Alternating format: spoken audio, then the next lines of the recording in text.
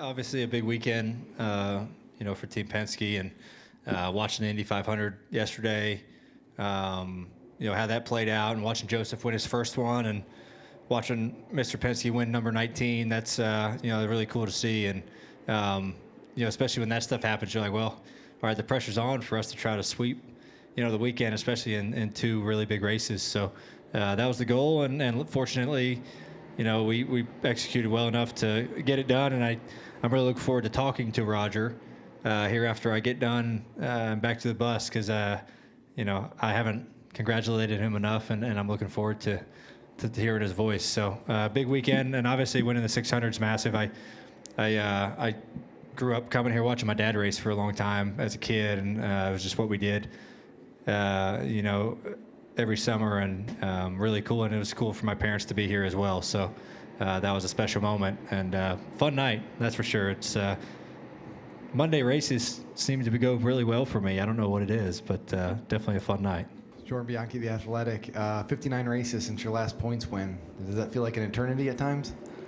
Can. Yeah, definitely. I try not to think about that very much. We try to win every week, and it's hard to do. It's hard to win these races, and sometimes you just get in these streaks of things just aren't going right, and then you feel like you're doing everything right, and maybe your cars aren't fast enough to win races, or you're making too many mistakes. It can definitely be frustrating, and it's easy to get down on yourself when you don't win. And you got to think to yourself, can I still do it? Can I still compete at a winning level? And so it's easy to kind of doubt yourself. But at the end of the day, we all pulled together, and everyone in the 12 group did a good job of working on things that we could get better. And but yeah, it does feel like an eternity. But I told Jonathan and all those guys, I said, what a cool first one to get together. I mean, winning the 600, that is a super cool one to win, and looking forward to seeing those guys later on. When you have those moments of self-doubt, what do you do to kind of pull yourself out of it? Yeah, I mean, everyone deals with them a little differently, and I'm not the most self-confident person out there to begin with. And so when I do get in doubt of your abilities to do something, it's really hard to pull yourself out of it, at least for me personally, just because I just don't have that self-confidence that some guys have, and it takes me a little bit more convincing. So I don't know. I don't really have anything for it. I just always, try to look forward to the next week, and just try to reassure yourself, like, you're here for a reason.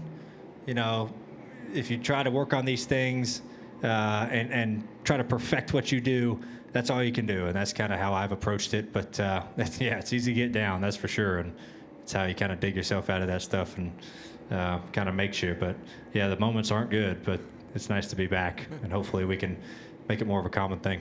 5 laps to go, you're pulling away, you've got the lead. Are you thinking what's going to go wrong next? How are we going to lose this race that we should win? Yeah, I figured there was going to be a yellow, and we had to survive another restart. And I wanted green flag runs. I thought our car was really good on green flag runs, and kind of at the end of that thing, the 45 and I were probably the best two cars. I don't know what happened to him at the very end, but he and I, the 19 was really good at the end of the third stage too. But I thought he was my biggest competition. I raced around William a lot. But yeah, with 5 to go, I was like, there's going to be yellow, and I'm going to have to fend off another restart. You never know what can happen. But fortunately, it went green. All right, Lee.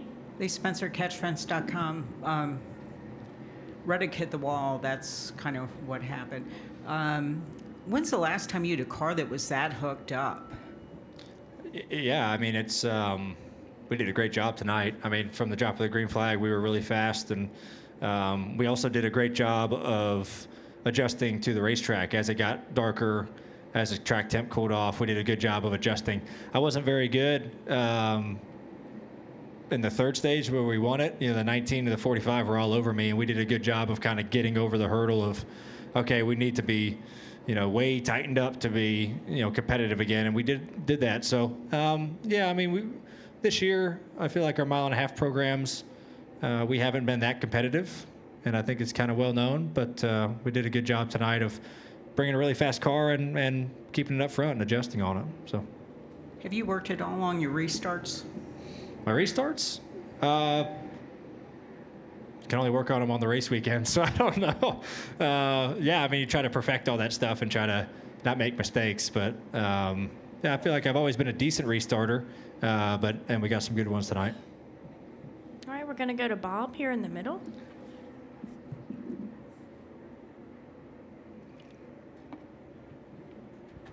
Bob Parker's Fox Sports. I'm curious, did you talk to Joseph Newgarden at all in the last day? No, I texted him. I bet he's got 8,000 text messages, but I texted him after the race on Sunday and saying congratulations and all that stuff, and texted with Roger and Walt and Bud Danker and Tim Cindric, but no, I haven't had a chance to call. I don't even think he's texted me back. Joseph, he might have texted me back after I won too, but I haven't spoken to Joseph yet. All right, we're going to go to Kelly and then Mike. Okay, it's Kelly and then a Mike up front here in the blue to Mike Hembry. KellyCrandallRacer.com. Ryan, you went into the grandstands, obviously taking a lesson out of Joseph's book. Would you have done that had you not seen him do it? No, I only did it because Joseph did it, and I was pretty fired up. I don't get that excited very often, but I was super pumped, and I loved how Joseph did it yesterday, and I was shocked. I wasn't shocked, but really pleased when I turned around and did the little victory lap thing of how many people were still in the stands. It was packed, and I couldn't believe it. And appreciate everyone sticking around, but I saw how excited they were, and you know what? I'm going to go in the stands like Joseph did and have some human contact after 5 hours of not having it. So that was a lot of fun. I mean, the excitement level of the fans makes us feel good as competitors. And it was really cool to do that. And I think some of it was because Joseph did it. Some of it was showing my appreciation. But, yeah. Going up there and doing that was something that's unfamiliar to you. Can you just talk more about what that experience was like? Can you hear what they were saying? I don't know if you still had your helmet on or anything. So just what that whole experience was like when you haven't done that before. Yeah, no, I haven't. No, I have my helmet off. I can only describe it as I have some experience in it. Actually, I go to metal shows every now and then, and that's like a mosh pit at a metal show. It's very similar to that. There was no one swinging haymakers, but it was very similar to that. That's probably the only thing I can compare it to was a metal show mosh pit up there with people cheering for you. So it was even better. So it was good. Oh, yeah, it was very good things. Yeah. All right, Mike.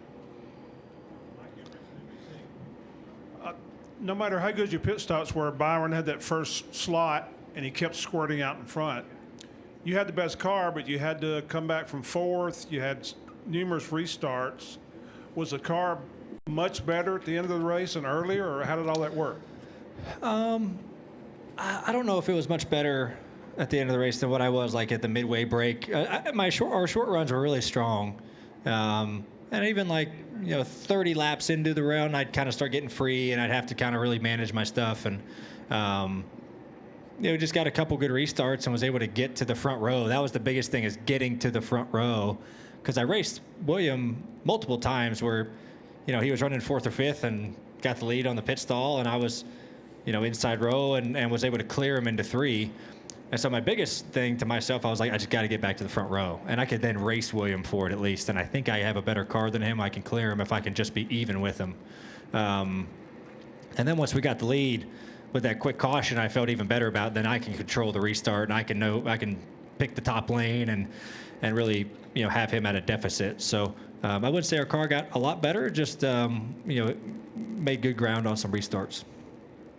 All right, we're going to go to Jared here in the middle. Jared Haas with FrontStretch.com. Arguably your best season is 2021 when you had 3 wins and the best average finish. And with this win, it almost mirrors that 2021 season. How does this season compare to the 2021 season that you had?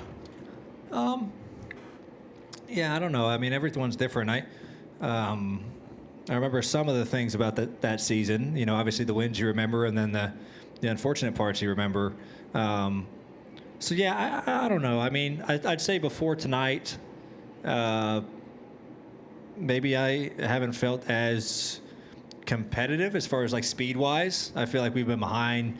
Hendrick and Gibbs have been really good. I feel like we were a touch off of them.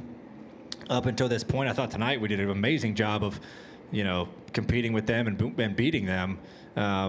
So yeah, it's hard to compare to 21. I'd like to get a few more wins, and then maybe I can compare it and make it even better. But this is definitely a fun one. All right, I believe I had a few additional questions here on the left. Okay, we'll get a microphone here, and then I believe I had one in the back. Okay. Steve Schweitzer with the Lasco Press. The last 2 years, Ryan, you've had to answer a lot of tough questions. What happened this time? How did that one get away? What went wrong out there? And now that you got all that behind you, what question do you want to be asked, or what do you want to say that you haven't been able to up to this point? Hey, I'm just really excited that I'm really proud of the effort of our whole group tonight of doing everything right and not making any mistakes. We didn't make any mistakes on pit road. We didn't make any mistakes, on the racetrack. Just did a really good job and executed really well. So, yeah, I mean, I'm used to disappointment, especially after the last year and a half, and it's nice to, be able to pull one off and have the speed that deserves to win and actually win. A handful of times last year, I thought we had plenty of speed to win, and just something happened. And that definitely gets tiresome. But tonight, I'm really happy it was able to work out. So, congratulations. Enjoy this one. thank you. Appreciate it. All right, microphone in the back, please.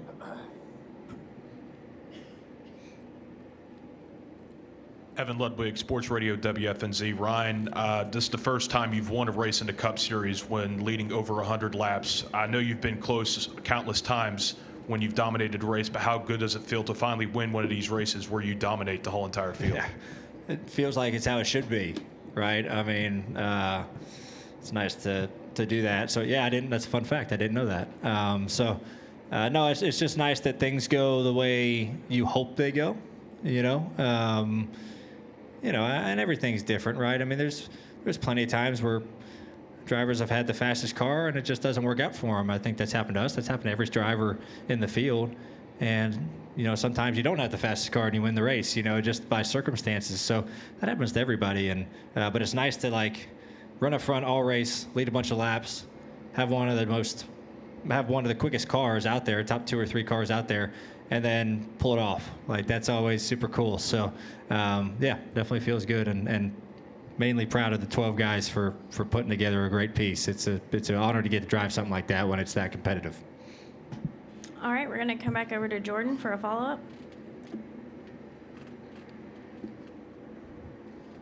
Jordan Bianchi, The Athletic. Veteran drivers, when they win races towards the end of their careers, kind of say, sometimes they celebrate this might be their last one. And I was wondering if you ever thought about, did you celebrate in victory lane for the last time? Did you ever really think that, you weren't going to win a Cup race again?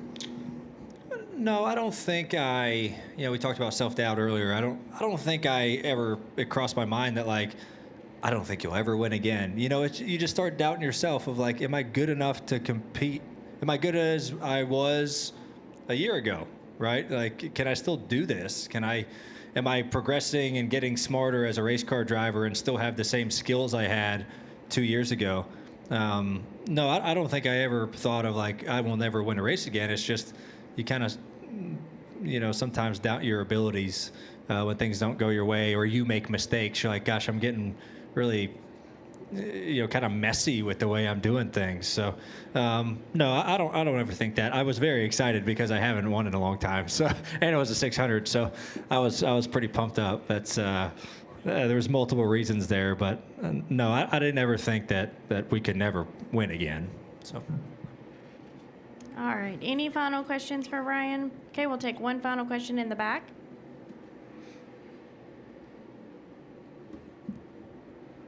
Cameron Richardson, NASCAR.com. Ryan, just explain the connection just NASCAR and maybe just motorsports as a whole has with its fans. I mean, you run into the crowd, you got everyone chanting your name. Just what does that mean to you and just for NASCAR as a whole? What does it say about NASCAR as a whole just to have that driver-fan connection like that?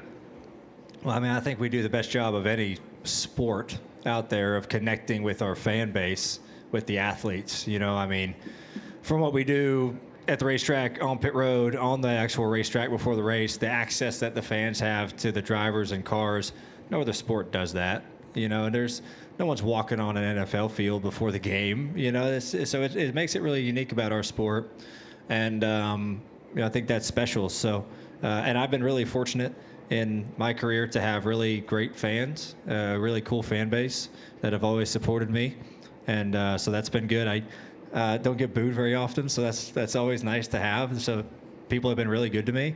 But no, I just, you know, I've always wanted to give it back and show my appreciation for people sticking around and for fans to be here. I kind of saw that with my dad growing up, so I was fortunate to get kind of a early look at, you know, how you're supposed to treat fans who come to the races and, you know, thank them and support them for coming, because without them, this wouldn't be a thing. So, yeah, second to none. NASCAR does with their fans, and it's cool to have moments like that with them.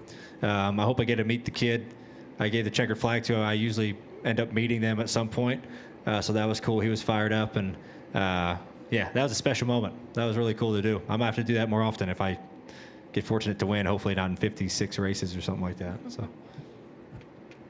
All right, Ryan, congratulations again All right. on that win. You now sit 1 point outside the points lead. Oh, that's fantastic. In the NASCAR That's Cup lovely. Series. So congratulations again. Appreciate you spending Okay. some time with us. Thank you, guys. Appreciate it.